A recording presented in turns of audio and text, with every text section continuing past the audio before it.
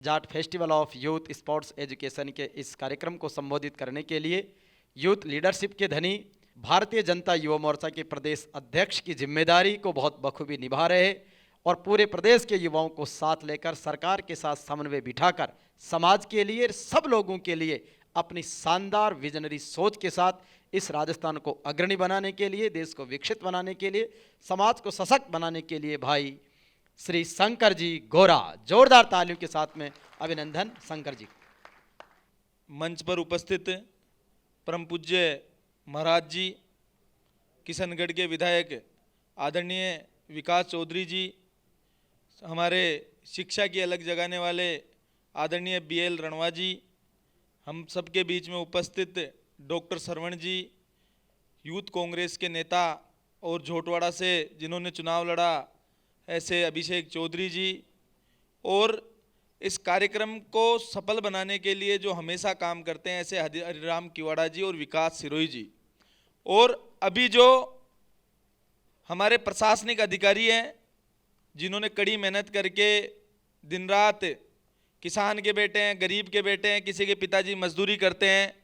बहुत सारी विपरीत परिस्थितियां देखकर जो जयपुर में आके, जोधपुर में जाके, बड़े शहरों में जाकर अनेक चुनौतियों का सामना करके पढ़ाई करके उस कंपटीशन को पूरा करके आए हैं, ऐसे हमारे प्रशासनिक अधिकारी, आप सब लोग एक बार जोरदार तालियां बजाकर इनका स्वागत करें। साथियों, सबसे पहले तो मैं हरिराम जी को और विकास जी को बधाई देना चाहूँगा कि इन्होंने जो अलग थीम से हटकर कार्यक्रम करने की जो योजना बनाई है, पहले इन्होंने महिलाओं को लेकर कार्यक्रम किया, आज युवाओं को लेकर कार्यक्रम कर रहे हैं, बीच में व्यापारियों को लेकर भी कार्यक्रम किया। ऐसे अलग अलग कार्यक्रम, अलग अलग इंटरेक्शन के माध्यम से हम सब लोगों को भी मिलने का मौका मिलता है, एक परिवार के साथ बैठने का मौका मिलता है और हम एक दूसरे के विचार जानने का मौका हम सबको मिलता है। आज जाट समाज की बात करें तो बेटों से ज्यादा बेटियां जाट समाज में आगे बढ़ रही है। हम देखते हैं हमारी बेटियां पायलट बन रही है, हमारी बेटियां डॉक्टर बन रही है, हमारी बेटियां IAS बन रही है। आज से 10, 12, 15 साल पहले मैं लेके जाता हूं, सबसे पहले अगर बेटियों को किसी ने पढ़ने भेजा अगर किसान कौमों में तो वो जाट समाज है, और उसकी शुरुआत अगर कहीं से हुई तो वो शेखावटी से हुई। आज हम देखते हैं उस समय जब बेटियों को कोख में ही मारने की एक समाज में कुप्रथा थी, एक जब बच्ची होती थी तो उस भ्रूण में जब उस बच्ची को मारने की साजिश समाज में बहुत बड़ी कुप्रथा चल रही थी, उस समय जाट समाज के लोगों ने बेटियों को पढ़ाने की कोशिश करी। हम जानते हैं कि एक मां को जब उस कोख के कत्ल खाने में लेके जाया जाता था, जब वो उस भ्रूण को अपने खून से खून देती थी, अपने हड्डी से हड्डी देती थी, अपने निवाले से निवाला देती थी, और जब उसको कोख के कत्ल खाने में ले जाया जाता था तो ना वो अपील कर पाती थी, ना दलील कर पाती थी, ना वकील कर पाती थी। उस समय जाट समाज के लोगों ने बेटियों को पढ़ाने का काम किया है। मैं आप सब लोगों को इतना ही कहना चाहूंगा, आप सब बहुत परिश्रमी कौम से हैं,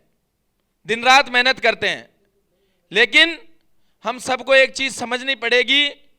कि बहुत आगे बढ़ने वाले लोग अभी भी 20% है, पीछे छूटने वाले लोग 80% है। आज हम सबको सामाजिक सरोकारों के माध्यम से और शिक्षा पे ज्यादा ध्यान देने की आवश्यकता है, क्योंकि अगर शिक्षा नहीं होती तो हम सब लोग यहां तक नहीं पहुंच पाते। कल ही दैनिक भास्कर ने मेरा एक इंटरव्यू किया और जयपुर में छापा, तो मैंने उनको कहा कि मैं राजस्थान विश्वविद्यालय में नहीं आता और राजस्थान कॉलेज में अगर नहीं पढ़ पाता तो मैं आज इस लेवल पे नहीं होता। तो हम सबको एक ही प्रयास करना चाहिए, समाज की जो कुरीतियां हैं आज भी उन पे हमें कंट्रोल करने की आवश्यकता है। बात हम सब करते हैं, लेकिन हमारे परिवार में भी कई बार हम परिवर्तन नहीं कर पाते हैं। लेकिन मुझे लगता है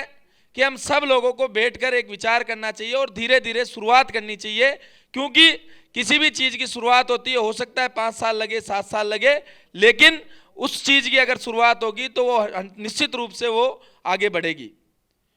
अंत में मैं हरिराम जी को इतना ही कहना चाहूंगा, ऐसे कार्यक्रम लगातार करवाते रहिए, जिससे हमारा भी मनोबल बढ़ता रहेगा। हम भी ऐसे लोगों से मिल पाएंगे जिनसे हमें जरूरत होगी, और हमारी जरूरत भी बहुत सारे लोगों को होती है। कोई जरूरत हो आज आपको कोई काम पड़े, कोई बात करे, तो अगर एक बार मिला हुआ व्यक्ति होता है तो अच्छे से बता पाता है, अपनी विचार रख पाता है और अपनी बात को अच्छे से कह पाता है। और बड़े स्तर के कार्यक्रम करने की कोई आवश्यकता नहीं है हरिराम जी। छोटे छोटे कार्यक्रम, 300-400 लोगों के कार्यक्रम, आज मैं देख रहा हूं इस कार्यक्रम की एक बहुत बड़ी शालीनता है। आरएलपी के नेता भी है, कांग्रेस के भी है, मैं भी हूं। कोई जोर से नहीं बोल रहा, कोई खींच के नहीं बोल रहा, कोई उल्टी सीधी बात नहीं बोल रहा। सब जो एक लीक है उस पर बातचीत कर रहे हैं, जो एक हमारा जो विजन है उस पर बातचीत कर रहे हैं। इतना ही कह के मैं अपनी वाणी को विराम देता हूं। धन्यवाद। जय हिंद, जय भारत, राम राम सर।